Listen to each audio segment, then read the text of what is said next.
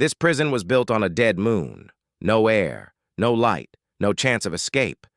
The walls were made from compressed neutronium, stolen from collapsed stars. The guards were AI machines, emotionless, tireless, perfect. The inmates? Monsters, war, criminals, things too dangerous to kill. But none of them scared the warden. What scared the warden was Cell 88. Inside Cell 88 sat a single human, shackled, drugged, watched every second. His name was Commander Blake Rains. 2 years ago, his fleet had been ambushed, his ship disabled. The aliens had taken him alive, not out of mercy, but curiosity. No human had ever been captured before. The other races laughed at Earth's primitive fleets, their outdated tech, their small numbers. But Blake didn't come quietly. He'd killed 6 of them with a piece of broken railing before they finally got him under. Now he sat still, head down, breathing slow. But inside his mind, a storm was building. They thought the drugs were working. They thought his strength had faded. They thought the human problem was solved.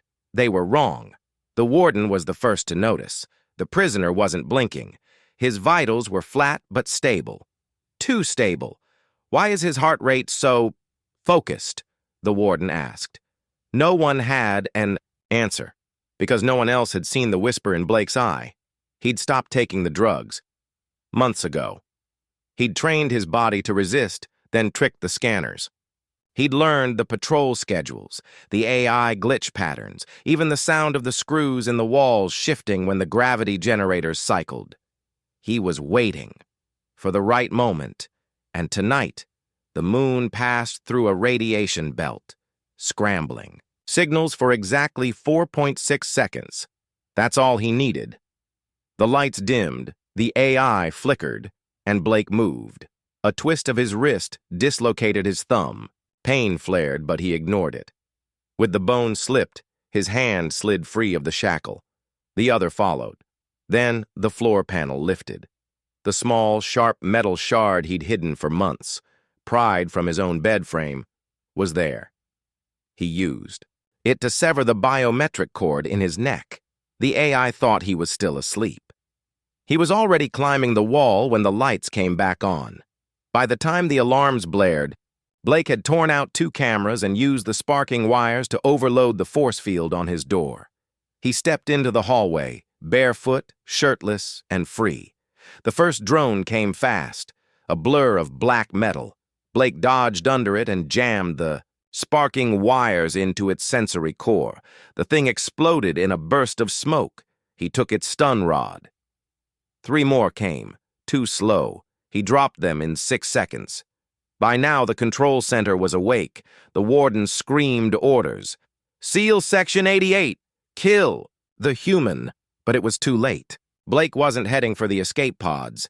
He was heading deeper, to the mainframe. He didn't want to run. He wanted to burn the place down. He crawled through maintenance shafts, bypassed security locks, and used every piece of stolen info to slip through the most advanced defense grid in the galaxy. The guards couldn't understand it. He wasn't faster. He wasn't stronger. He was just relentless. Where others paused, Blake pushed. Where others feared, he adapted. Where others died, he survived. He reached the core, 1,000 blinking lights, a living brain of cables and firewalls. He uploaded a virus he'd written in his mind, using nothing but fragments of alien code he'd memorized from guard chatter. The virus did one thing. It told the prison that every door was open, and just like that, every monster was loose. The screams started fast, the sound of ripping metal, roars, howls. But Blake didn't flinch. He walked through it all, calm, precise, focused.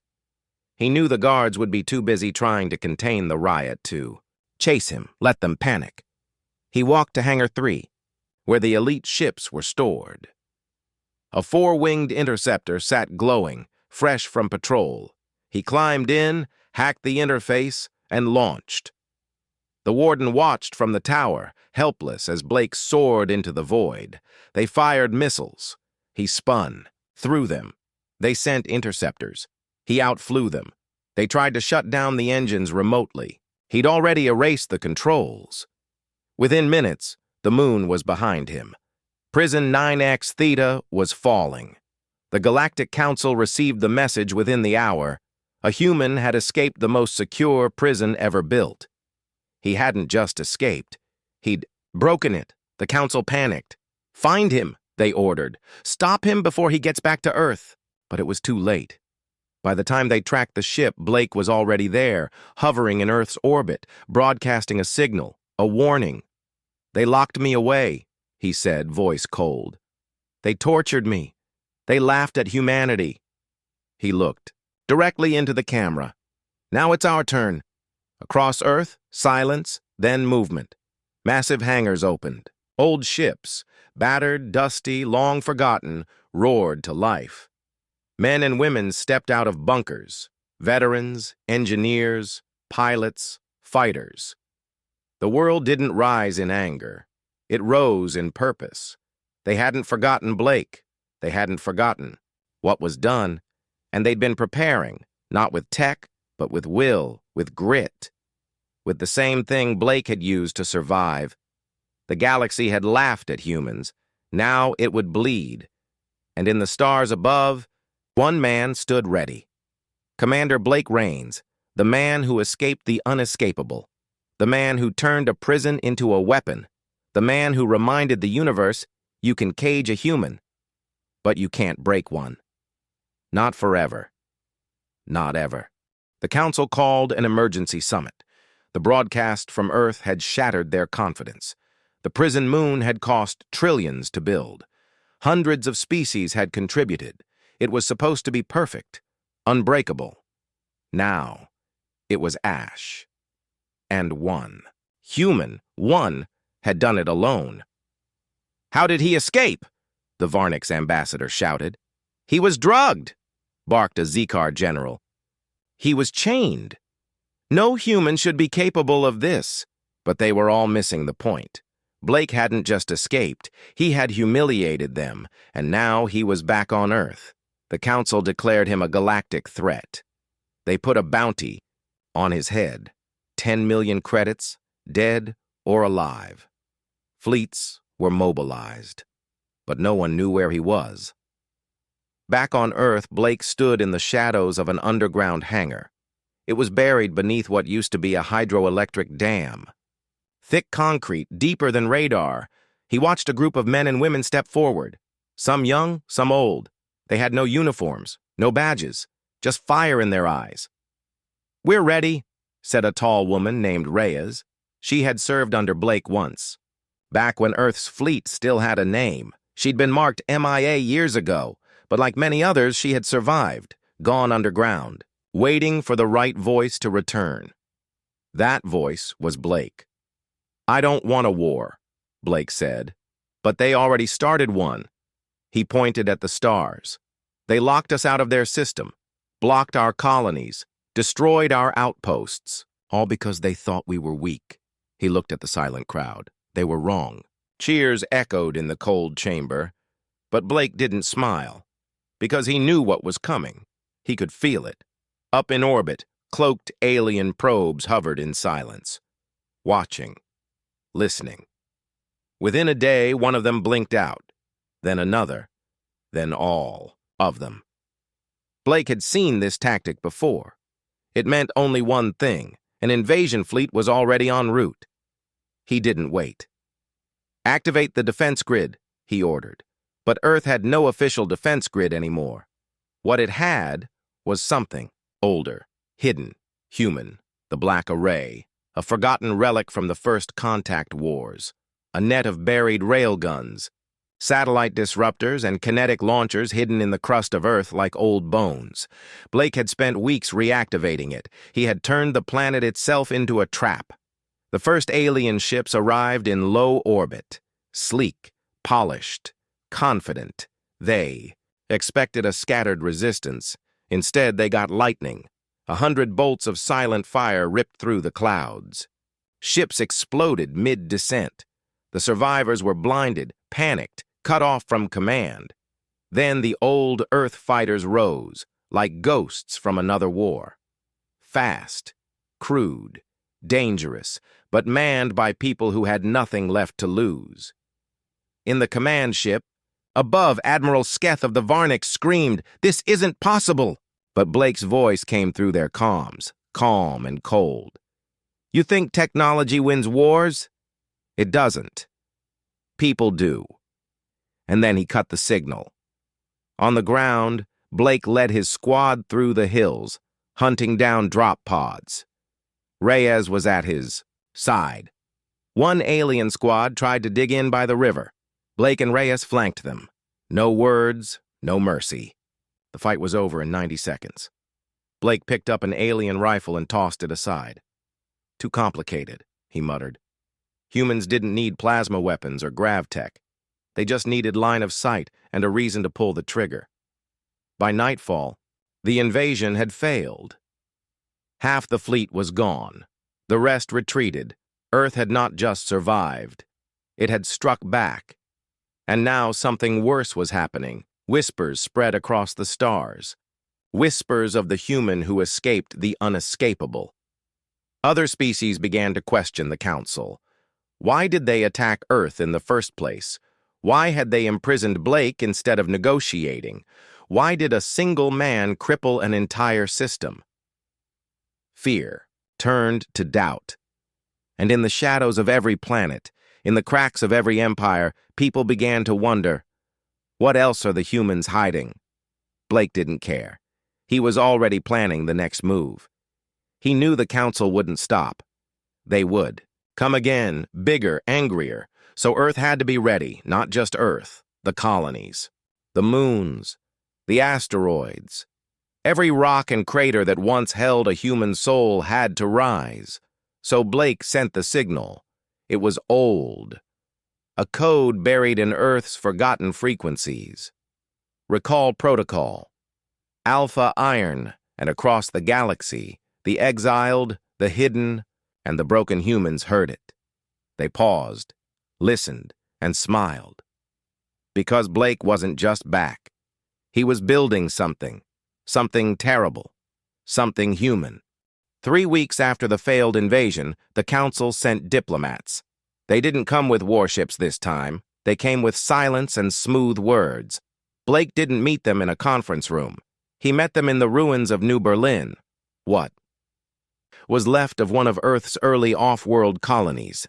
Bombed out, blackened, ash and steel, the Varnick's diplomat stepped out first. Tall, pale, too many fingers. He kept glancing at the smoking crater beside them. "We're here to negotiate," he said, voice flat. Blake didn't answer. He just stared. Next came the Zikar envoy. 6 eyes, breathing mask, tail coiled tight. "Your planet attacked our peacekeeping fleet. That was unwise."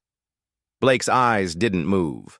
Behind him, Reyes stood with 2 more humans, all armed, all silent.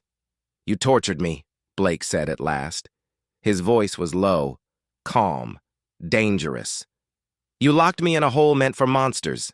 That facility was designed for threats to all life in the galaxy," the Varnicks replied. "You proved our point." "No," Blake said. "I proved you were wrong." He stepped closer. "Your kind lives in glass towers and forgets what it's like to bleed. Humans never had that luxury," the Zikar hissed. "We came to offer terms, not to be insulted."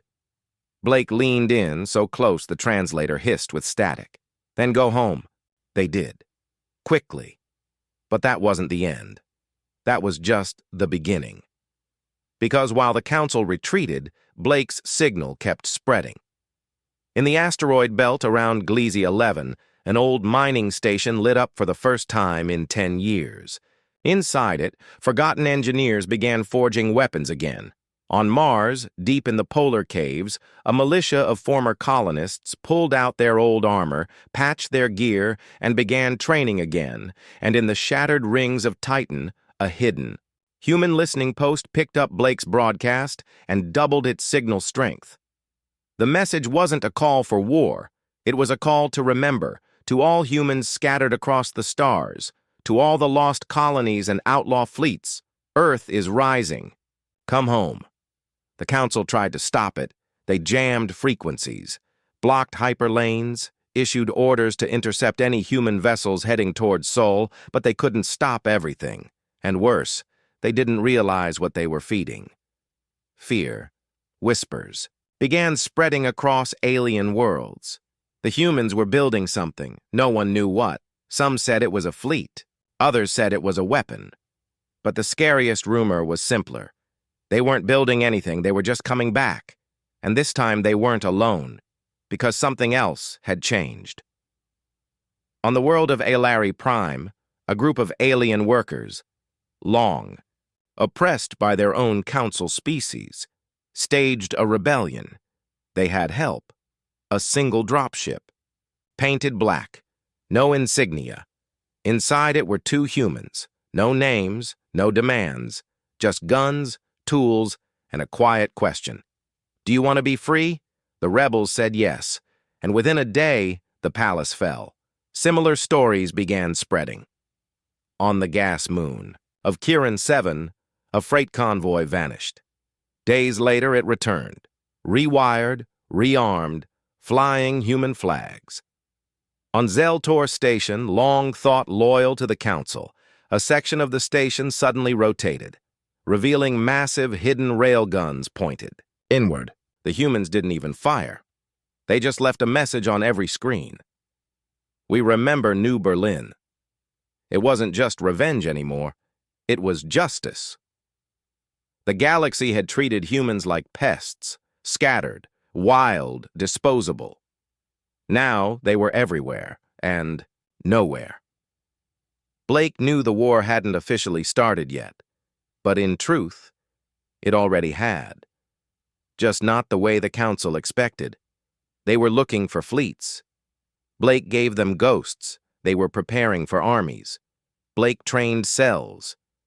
They were thinking about borders. Blake moved through cracks. Even Earth was changing, not rebuilding into old cities, but adapting. Hidden tunnels, mobile launch pads, stealth hangars buried beneath the oceans. Every time the satellites passed over, things looked the same. Quiet, gray, empty.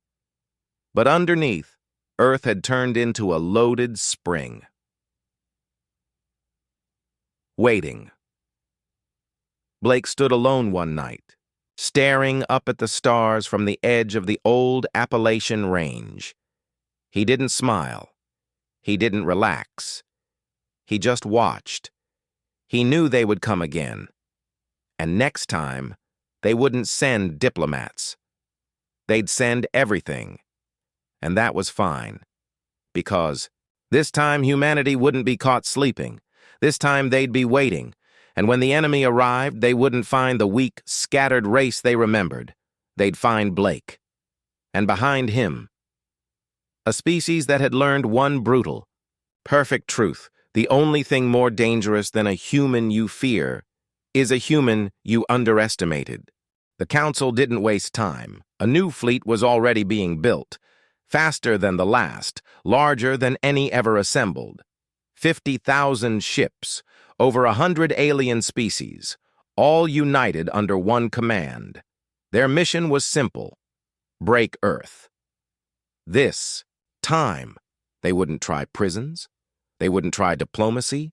They'd burn everything. The fleet launched under a black flag, in secret. But humans were watching. They'd infiltrated every system, disguised as traders, technicians, even translators. They heard the launch orders 2 hours after they were given.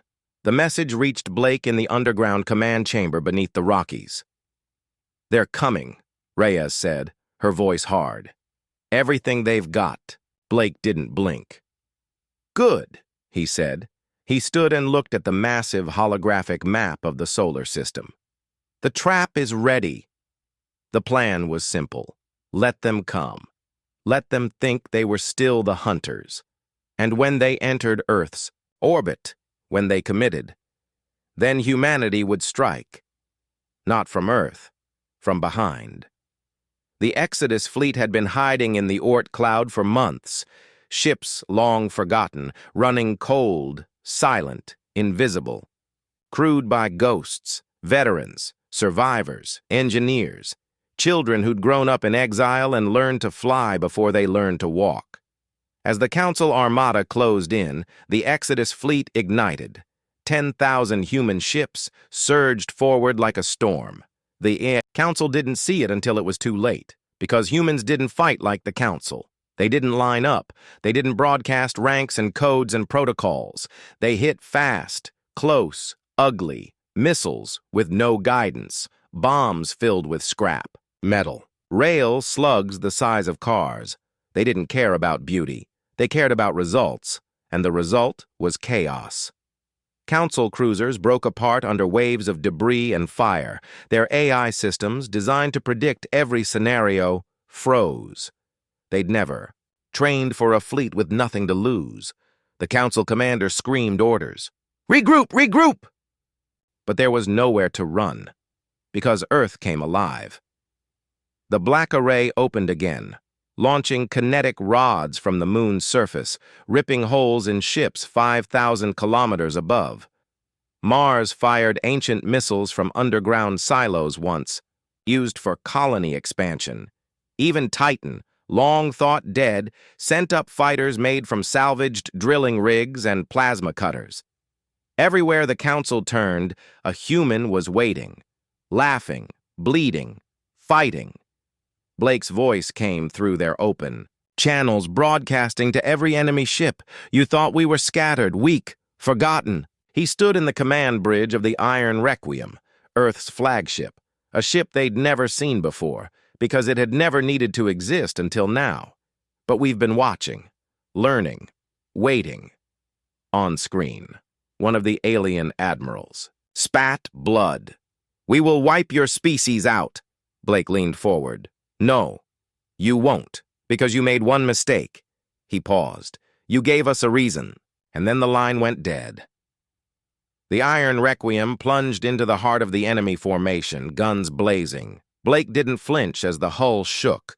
Reyes stood behind him, steady, fierce. "You're insane," she said. Blake smiled. "Not insane, just human." The battle raged for hours, and when the smoke cleared, when the wreckage drifted quiet and cold, one truth remained. Earth still stood. The Council didn't. They had lost 2/3 of their fleet. Their command chain was shattered, and, worst of all, they had failed to kill Blake Rains. He'd survived again. And now, the galaxy had changed. Permanently. Because the Council's enemies had watched everything. Species once too afraid to speak now whispered Blake's name with hope. If humans could fight the impossible, maybe they could too. Rebellions flared. Empires cracked, and from the edges of space to the core systems of ancient power, one message spread like fire. The humans are not just back. They're leading the way. Blake didn't rest. He knew this was only the beginning. The Council would return, or someone worse would rise from the ashes. So he rebuilt Earth, not to become an empire, but a fortress. And when the stars looked again, toward Sol, they no longer saw a blue world full of weak creatures. They saw fire, and they remembered the prison moon. They remembered the man who walked out of it, and they whispered, "Across 1,000 worlds." This prison was built to hold anything, except a human. The Council fractured. Some species wanted to sue for peace. Others demanded total extermination of humanity. But none dared send another fleet, not after what Blake had done. The survivors of the battle drifted back to their homeworlds in broken ships, their crews stunned, their admirals silent. Every news stream in the galaxy played the same clip. Blake standing on the bridge of the Iron Requiem, blood on his face, fire in his eyes. "You gave us a reason." That line became legend, and legends are dangerous. On planets where humans had once been slaves, aliens began to rise up. In the factories of Varnix 4, insectoid workers overthrew their masters with mining tools. On Zikar Prime, rebel broadcasts, played old Earth war songs in hidden caves. A phrase began to appear, sprayed on walls, etched into data terminals, whispered between enemies of the Council. What would Blake do? The Council tried to spin it. He's a terrorist, they said. A murderer, they said. A symptom of human madness. But their words rang hollow, because Blake wasn't hiding. He was building something bigger. It wasn't just ships. It was unity. For the first time in centuries, humans across the stars moved as one. The broken colonies reconnected. Lost outposts were reactivated. A message was sent to every last known human enclave in the galaxy. You are not forgotten. You are not alone. Come home. And they came, from the shattered ice stations on Europa, from the deep jungles of XO5, from outlaw spaceports, and pirate hideouts. Some came in stolen ships, others in barely functioning escape pods. Some had forgotten what Earth even looked like, but they remembered one thing. They were human, and Earth was calling. Blake stood on a high cliff as the ships arrived, one after another, filling the skies. Over Earth's dark side, tears welled in the eyes of the old soldiers beside him. Reyes whispered, "They actually came." Blake said nothing, because deep inside, he knew what it meant. The galaxy had underestimated humans once. Never again. But now, something else stirred. In the void beyond known space, something watched. It hadn't moved for 1,000 years. It had. No form, only purpose. And now, the signal from Earth, the chaos, the war, the rise of something new, had awakened it. It began to shift, to drift, and it remembered. Because long ago, it had fought something like this before. Something that didn't stop, didn't kneel, didn't break. It had barely survived that war. Now humanity had returned, and the old threat, the one that the Council had always feared but never named, was coming back. Not for the Council, for Earth. Blake didn't know it yet, but he could feel it. Something was wrong. He stared into the night sky, his jaw tight. "Something's coming," he said. Reyes nodded. "Council?" Blake shook his head. No, worse. The new humans, those who had lived off-world for generations, began speaking of strange visions, of signals that didn't make sense, of ships disappearing in the dark between stars. A scout team went silent near the edge of the Perseus Rift. Then another, then a whole listening station blinked out. No explosion. No debris, just gone. And in its place, a signal. Low, metallic, pulsing, over and over, in a language no one should have known. "We remember your kind." Blake listened to it alone in the war room. He didn't speak for a long time. Then he turned to the others. "It's not over," he said. Reyes frowned. "What does it mean?" "It means we're not just fighting for revenge anymore." He stepped toward the map of the stars. "It means the real war hasn't even started yet." The room fell silent. Not in fear, but in understanding. They had built their fortress. They had united their people. Now they would need to become something even more. Not just survivors, not just fighters, defenders. Because something ancient was coming, and it didn't want prisoners. It wanted silence. Forever. The darkness came without warning. A deep space telescope array stationed beyond Neptune picked it up first. A void where stars should be. Not a ship, not a fleet. A hole in space, moving toward Sol at impossible speed. Within minutes, all contact was lost. Then the moon base at Charon went silent. No alarms. No transmissions. Just static. Blake stood in the Earth command bunker, eyes locked on the data feed. Reyes stared beside him. "That's not the Council." "No," Blake said. "It's the thing they feared. The thing they built prisons to. Hide from." Reyes swallowed. "Then why didn't they stop it?" Blake didn't answer, because he knew the truth. They hadn't stopped it because they couldn't. They just hoped to delay it, to let another species take the blow. Humanity. The signal from deep space returned, corrupted, scrambled. But this time, clearer than before, the same phrase. We remember your kind. Then a new line. You will be silenced again. Humanity had awakened something old, something that remembered their rage, and it was coming to erase them. Blake took action immediately. All stations, red status, shadow protocol. Shadow. Across the solar system, ancient safeguards lit up. Buried defense arrays powered on. The Iron Requiem launched from its Arctic cradle. The Exodus fleet returned from deep space, cloaking off, guns hot. Every man, woman, and child capable of holding.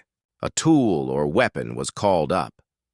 But deep down, Blake knew they were outmatched. This wasn't an enemy of ships or weapons. This was something else, something that consumed stars, something that silenced civilizations. It had no name, only memory. And now, that memory had found Earth. The black wave reached Saturn.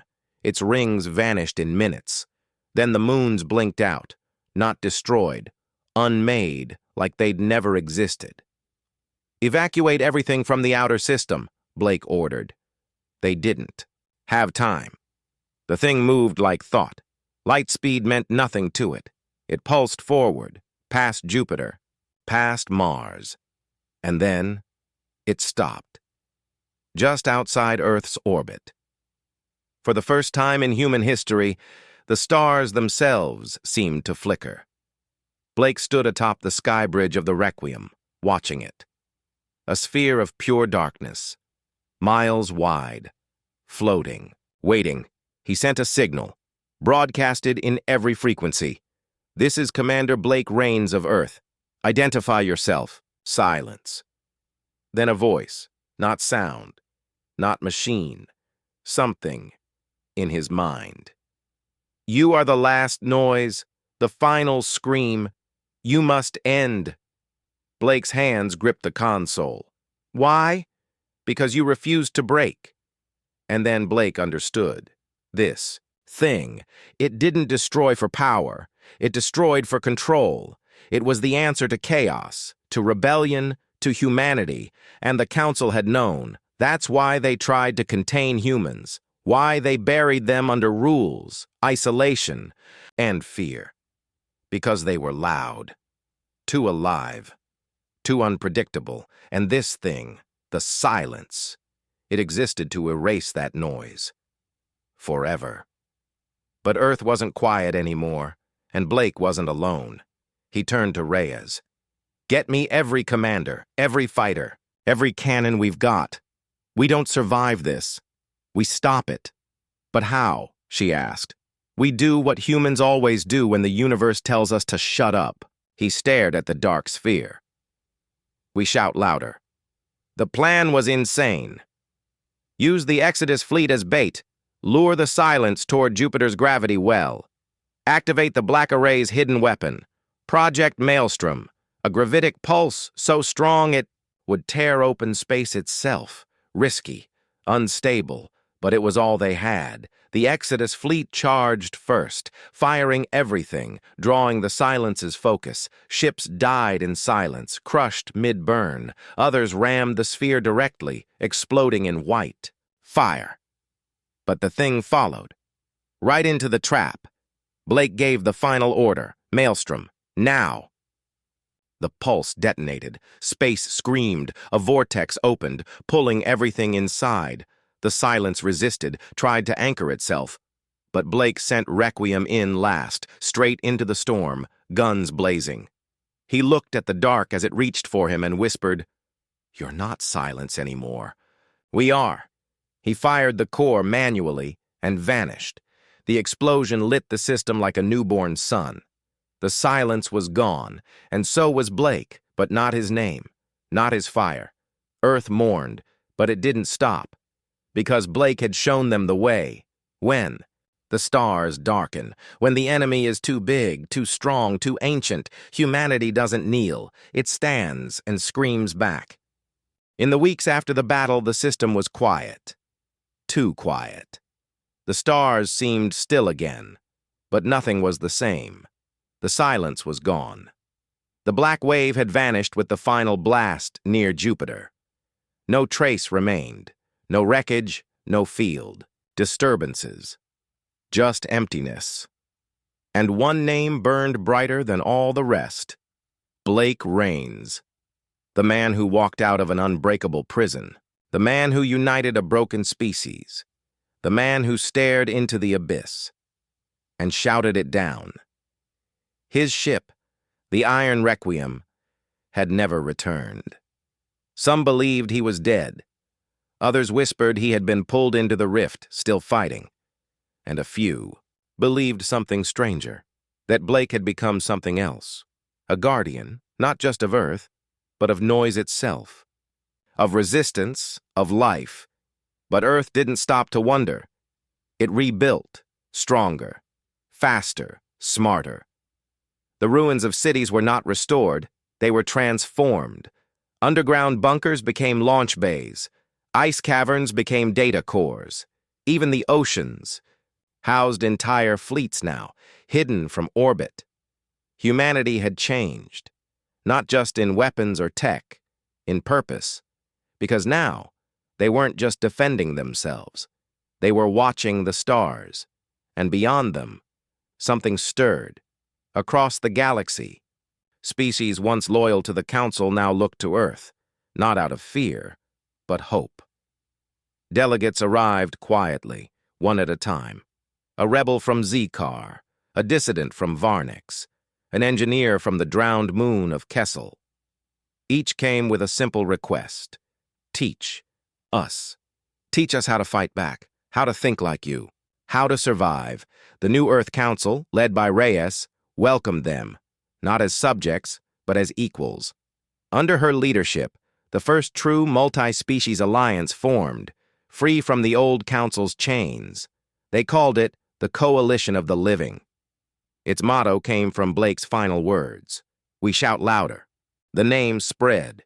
Across colonies, across empires, across battle-scarred ruins.